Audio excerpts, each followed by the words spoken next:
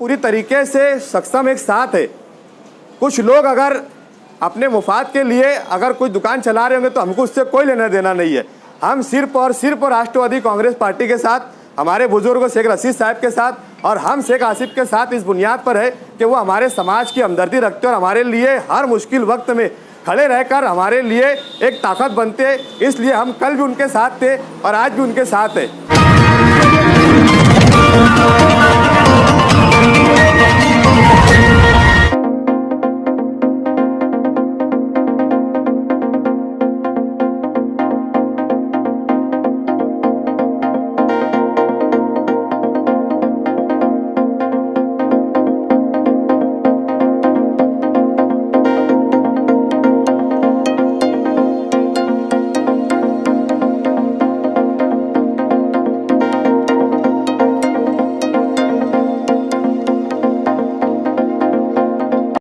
के बारे में जो भी शहर में या महाराष्ट्र में इलेक्ट्रॉनिक मीडिया के जरिए, प्रिंट मीडिया के जरिए, व्हाट्सएप के लिए चल रहा है, कहीं ना कहीं हम सब की दौड़ धूप एक ही जगह आके रुकती है कि बिरादरी के मसाइल हल हो, हमारे बच्चों का मुस्तकबिल किस तरह सुधरे।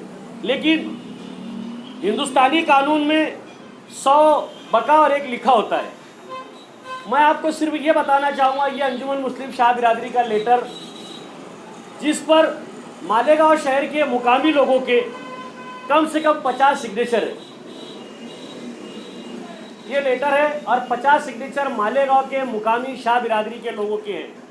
इस लेटर पर जनाब आसिफ शेख रशीद साहब ने अजीत दादा पवार को ये लेटर दिया, जिसपे बहुजन समाज कल्याण विभाग और समाज कल्याण विभाग बैठक लावा ऐसा सेरा होने के बाद महाराष्ट्र हुकूमत का ये लेटर, जो कि अजीत दादा के ऑफिस से 26/10/2021 को निकला, इसमें अंजुमन मुस्लिम शाह बिरादरी के पदाधिकारियों को दावत दी गई और जिन लोगों को ये एजेंडा सरकार की तरफ से मिला, मैं खाली उनके नाम बताकर अपनी बात खत्म करूंगा। जनाब नवाब मलिक, माननीय मंत्री अल्पसंख्यक विकास, माननीय श्री विजय वेट्टीवार, माननीय मंत्री इतर मागास बहुजन कल्याण, जनाब ओम प्रकाश उर्फ बच्चू कडू साहब, राज्य मंत्री मागास वर्गीय बहुजन कल्याण समाज, विश्वजीत कदम, माननीय राज्य मंत्री अल्पसंख्यक विकास, माननीय श्री आसिफ शेख रशीद, माजी आमदार, अपर मुख्य सचिव महसूल विभाग, अपर मुख्य सचिव सामाजिक न्याय विशेष सहाय्य विभाग, अपर मुख्य सचिव अल्पसंख्यक विकास विभाग, प्रधान सचिव विधि व न्याय विभाग, आयुक्त समाज कल्याण, आयुक्त इगर महाकाश वर्गीय बहुजन कल्याणी और अन्य संबंधित पद अधिकारी, बोले तो अंजुमन मुस्लिम शाह बिरादरी के पद अधिकारी और संबंधित अधिकारी, ये दावतनामे के साथ कल की मीटिंग हुई। और कल की मीटिंग की रवादात आपने व्हाट्सएप के जरिए, जो बम्बई से ही जाबिर भाई ने इलेक्ट्रॉनिक मीडिया के जरिए आप तक पहुँचाई। हमको सिर्फ ये बताना है कि आदमी सच्चाई का साथ दे, बिरादरी में किसी तरह की ना इत्तेफाकी हमारी जरिए से किसी की दिल आज़ारी ना हो, इसका ख्याल रखते हुए बिरादरी में समाजकारण किया जाए, बिरादरी में राजकारण नहीं किया जाए। बिरादरी राजकारण करने के लिए अपनी तरीके से पूरी तरह से आज़ाद है। जैसे कि अभी इस्माइल हाजी साहब ने बताया, कोई एमआईएम का मानने वाला है, कोई मुफ्ती इस्माइल कासमी का मानने वाला है, कोई जनता दल का मानने वाला है और अक्सरियत कांग्रेस और राष्ट्रवादी कांग्रेस की मानने वाली है। हम ये आसिफ साहब की जद्दोजहद का समरा है, जो मैं प्रेस वालों को ये दे रहा हूँ ताकि आप भी सच्चाई से आगाह हो जाए कि मीटिंग किसके लेटर पे निकली और एजेंडा किसको निकला। बोलने में और करने में फ़र्क ना हो। हमारी बिरादरी इत्तेहाद से रहे, इत्तेफाक से रहे, महाराष्ट्र के किसी कोने में भी रहे। हमारा रोटी बेटी व्यवहार है। कहीं ना कहीं हम रिश्तेदारी में एक दूसरे से जॉइंट हुए। जज्बात की राह में आकर किसी एक को खुश करने के लिए मेरे मुँह से या किसी और के मुँह से कोई ऐसे अल्फाज ना निकले कि हमने जो तंजीमी इख्तिलाफात की वजह से पीछे जो भुगतान भुगता है, पंचायतों में बोलो या कहीं रिश्तेदारी में बोलो, कहीं हम फिर उस तरफ कदम ना बढ़ा सके। अल्लाह से दुआ है कि उस बढ़ते हुए कदम को अल्लाह रोके। उसके बाद फिर जयंत पाटिल साहब आए, उनसे भी हमने मेमोरेंडम दिया और उनको भी कहा कि भाई हमारी बिरादरी के साथ नाइंसाफ़ी हो रही है और बरसा बरस से हो रही है, इसके लिए आप लोग जद्दोजहद करें। आज आप रोलिंग पार्टी में है, रोलिंग पार्टी में रहने की वजह से हमारे काम हो जाएंगे। हमने ये बात उनसे कहा, उन्होंने कहा भाई ठीक है हो जाएगा, हम जद्दोजहद करेंगे। उसके बाद दोबारा तीसरी मर्तबा हीरालाल राठौर जो VGNT के पूरे महाराष्ट्र के सदर है वो आए, उनके पास भी हमने बिरादरी का मेमोरेंडम लेकर गए और तमामी लोग हमारे साथ थे।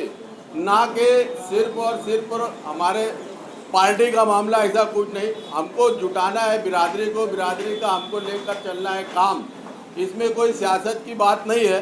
हम उठे हैं एक जिम्मेदार, आप भी जिम्मेदार है, आप भी जा सकते, कोई बंधा नहीं है किसका।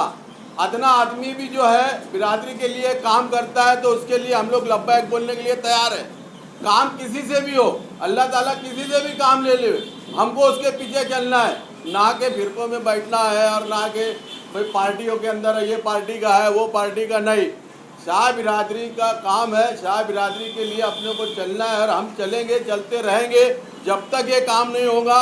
हम बिरादरी के लिए जद्दोजहद करते रहेंगे और लीडरों से अपनी बात को मनवाने के लिए हद तक कोशिश करते रहेंगे जब तक हमको पूरे शासन साथ नहीं देता और जब तक हमको वैलिडिटी या जात का सर्टिफिकेट हमको गवर्नमेंट इशू नहीं करती, हमारी जद्दोजहद बंद नहीं रहेंगी। तुम रेडी हो जाओ। हम लोग रेडी होकर मंत्रालय पहुँचे, नाश्ता पानी करके शेख आसिफ साहब की क़यादत में तीनों ग्रुप मिलकर वहाँ पर पहुँचे। पहुँचने के बाद अंदर जाने की एंट्री नहीं है, अभी आम आदमी वहाँ जा नहीं सकता। वहाँ पर आके आसिफ साहब ने उनका नाम लिखा है, पार्टी का नाम बोले, फ़ौरन उन्होंने ऑफिसर से बात करके तुम्हारे कितना लोग का शिष्टमंडल है, तो उन्होंने 15 लोग का वहाँ पर लिखा है। 15 लोग की बाकायदा वहाँ पर एंट्री हुई। वहाँ जाने के बाद जयंत पाटिल साहब जो है मिनिस्टर, उनके जो चैम्बर है, उनका जो ऑफिस है, वो ऑफिस में जाके हम लोग ने रेस्ट किए, वहाँ बैठे। मगर आसिफ साहब की जो कार्रवाई थी वो कार्रवाई उन्होंने हमको बताई नहीं। उनकी कार्रवाई, वहाँ की जो अंदरूनी कार्रवाई मीटिंग की जो थी, उन्होंने पूरी तरीके से उसका प्रोसीजर मुकम्मल किया। मुकम्मल करने के बाद मीटिंग के 15 मिनट पहले उन्होंने हमको अजीत दादा पवार जो उप मुख्यमंत्री है महाराष्ट्र के, उनके ऑफिस के पास लेके जाके बैठाए।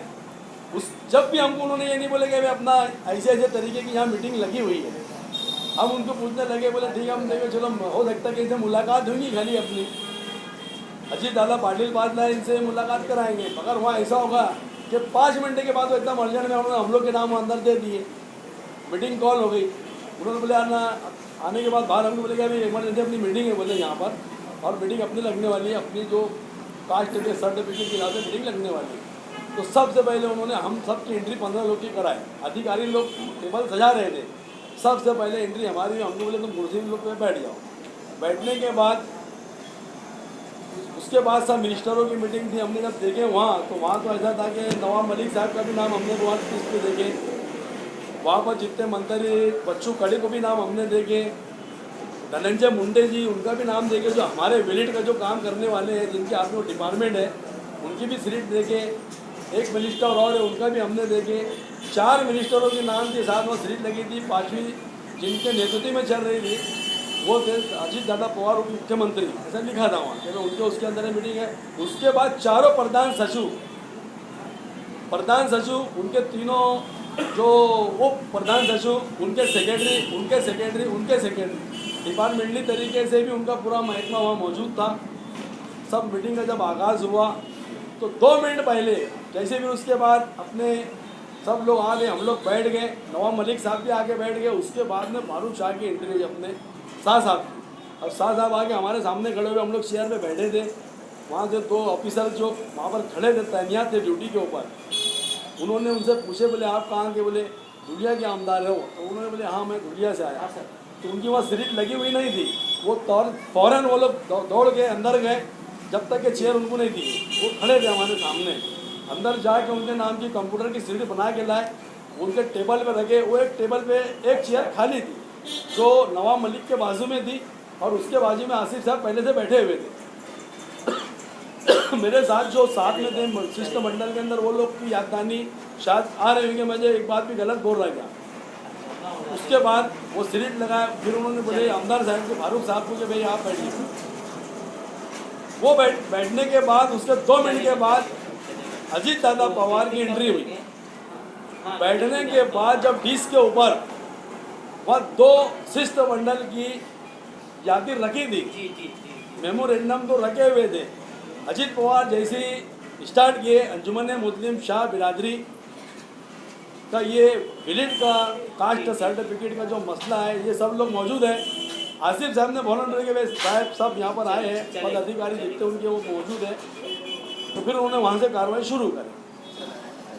कल मालेगांव शहर की बिरादरी का मैं समझता हूँ कि अब तक का जो लड़ाई हम लड़ रहे थे और विलासराव देशमुख की सरकार के वक्त में जो लड़ाई आप लोगों ने लड़ी थी और जिसका नतीजा ये निकला था कि जब से लेकर परिवर्तन आने तक, बीजेपी की सरकार आने से पहले तक हमें वैलिडिटी के दाखिले, जात के दाखिले और वैलिड में कोई दिक्कत या दुश्वारियाँ नहीं आई। कोई भी जाकर अपना जात का दाखिला सर्टिफिकेट ले लेता था, वैलिड करवा लेता था और उसी का असर ये हमको देखने को मिला कि इन 10 सालों में हमारी शाह बिरादरी के अंदर कई लोग टीचर बने, कई डॉक्टर बने, कई इंजीनियर बने और कई लोग आज जॉब कर रहे हैं। तो इसका सेहरा हमारी बिरादरी के जिम्मेदारान वो जिन लोगों ने आज़ाद मैदान की लड़ाई लड़ के 2005 में विलासराव देशमुख जी की सरकार से हासिल किया था और जिसका सबसे बड़ा हिस्सा मालेगांव शहर से उस वक्त के एमएलए रशीद शेख साहब एमएलए थे और रशीद साहब ने वो नुमाइंदगी की थी और विलासराव देशमुख सरकार को पूरी तरीके से उनकी स्टडी इस कदर थी कि उन्होंने एक एक बात वहाँ के डिपार्टमेंट को, मंत्रियों को, मिनिस्टरों को बताई थी और उसकी वजह से हमारा कास्ट सर्टिफिकेट मिलना शुरू हो गया। लेकिन हमने देखा कि 2014 के अंदर जब परिवर्तन हो गया और एक ऐसी सरकार हमारे महाराष्ट्र में नाफिज हो गई जो सिरे से फिरका परस्त सरकार और आरक्षण के खिलाफ है, वो सिर्फ मुसलमानों की नहीं, सिर्फ शाहों की नहीं, बल्कि हर आरक्षण के मुखालिफ है। वो चाहती नहीं कि इस देश में किसी भी तरीके का कोई आरक्षण हो और उसने पूरी तरीके से इस पर बैन लगा दी। लेकिन अब उसका एक अच्छा निर्णय ये आया कि अभी जो चुनाव हुए 2 साल पहले, इसमें सेकुलर सरकार की हुकूमत बनी, राष्ट्रवादी कांग्रेस और सेना जो आज सेकुलर पार्टियों के साथ रहकर सेकुलर नज़रिए से चल रही है। लेकिन कल की मीटिंग में हमने ये देखा कि जब कल मीटिंग लगी तो अभी अली साहब ने बताया कि आसिफ शेख रशीद साहब के लेटर के ऊपर ये मीटिंग लगी और जब आसिफ शेख रशीद साहब राष्ट्रवादी में शमूलियत इख्तियार किए थे तो उन्होंने 15 मुतालबाती नुकात बनाए थे, जिसमें से उन्होंने एक उल्लेख उनका ये भी था कि शाह बिरादरी के बच्चों की पढ़ाई, उनके सर्टिफिकेट और उनके दाखिले में आ रही दुश्वारियों को अगर राष्ट्रवादी कांग्रेस पार्टी दूर करती है तो मैं राष्ट्रवादी में आऊँगा। ये 15 नुकातों में एक नुकात ये भी उनकी शर्त थी। इसका मतलब ये हुआ कि आसिफ शेख रशीद साहब अपने बाप के नक्शे कदम पर चलते हुए जिस तरीके से रशीद साहब ने हमारी बिरादरी का हर वक्त साथ दिया, शेख आसिफ ने भी बिल्कुल उसी तरीके से हमारे ऊपर फॉलोअप लेते हुए हम पर एक नज़र रखी, खुसूसी नज़र रखी और हमारे कामकाज को ध्यान में रखते हुए अपने मुतालबात में उसको इंक्लूड किया, उसमें दर्ज किया।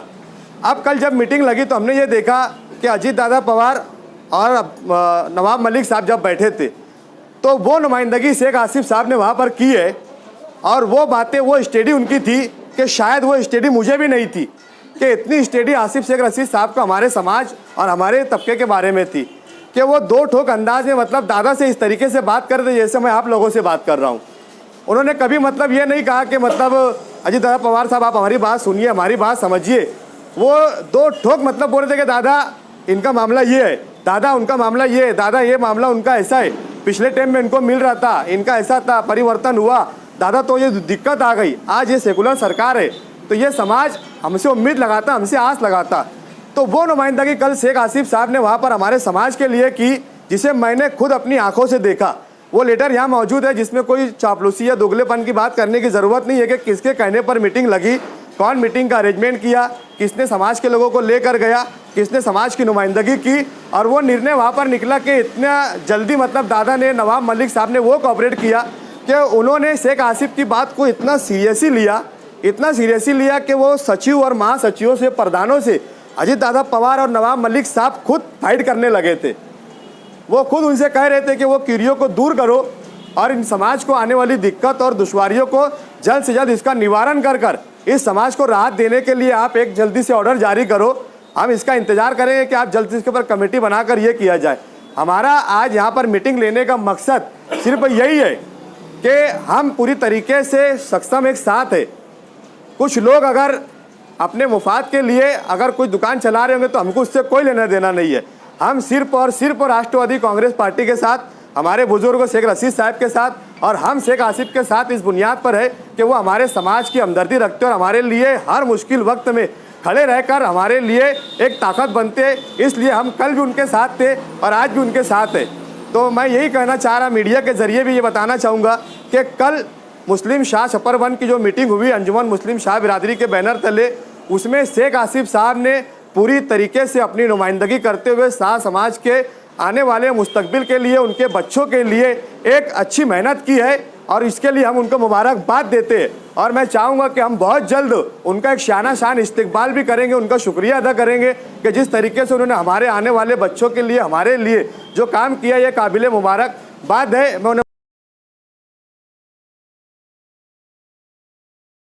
सैफ लैंड डेवलपर्स और कंस्ट्रक्शन समेत जमीन, खेत, प्लाट, फ्लैट, फार्म हाउस, कारोबारी बड़े प्लाट, छोटे प्लाट यानी जमीन से मुताल्लिक तमाम काम इत्मीनान बख्श तरीके से मुनासिब कीमत पर किए जाते हैं, यानी होलसेल रिटेल खरीदो फरोख्त। कई कामयाब प्रोजेक्ट के बाद आज भी जारी है शहर के तमाम इलाकों से कारोबार।